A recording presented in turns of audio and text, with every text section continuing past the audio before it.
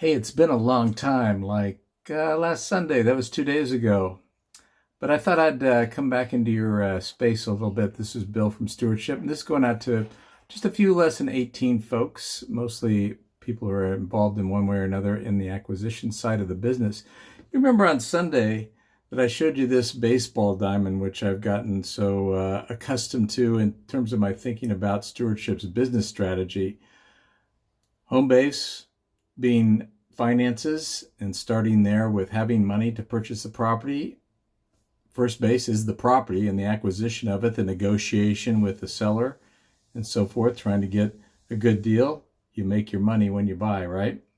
Second base is doing the rehab or renovation on the property to upgrade it, because most properties are value add situations, and that's why we're getting them at wholesale prices.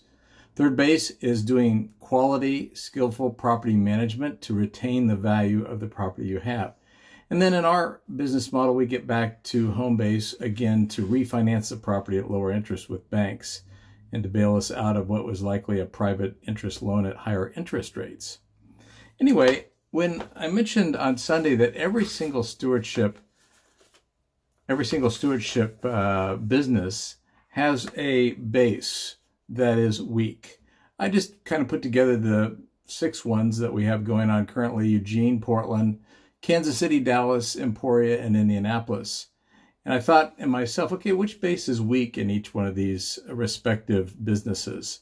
And it was a good thought strategy for me. As a matter of fact, I'd encourage you to just put a piece of paper together and draw a baseball diamond and ask yourself about your own business. If you're, particularly if you're in a buy and hold real estate business, which base is kind of soft, which is weak, which needs to be reinforced and made stronger to make the whole, to run up the score, so to speak, in the game that we're playing, which is real estate investment. So that's a pretty good thought to do. As I was looking at the bases, I thought, probably the weakest base in virtually any real estate investment business is first base. Now, that doesn't mean that all the other bases aren't critically important. They are. Let me tell you, they're very important to a buy and hold strategy. Again, if you don't have all the bases working, it's like throwing out one of the bases in baseball diamond. It just wouldn't work.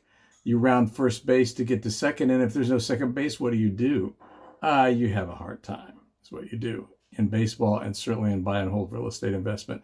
So every base is critical, but first base, boy, as I said, you make your money when you buy.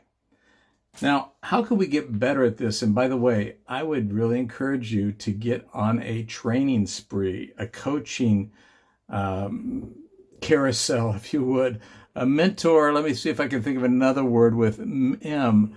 Mentor medium, whatever you need to do to improve yourself when it comes to real estate investment skills. And acquisition is a really important one to improve yourself on. And that includes a lot of things in terms of data mining and in terms of getting information, letters, text, whatever it is, out in front of potential sellers.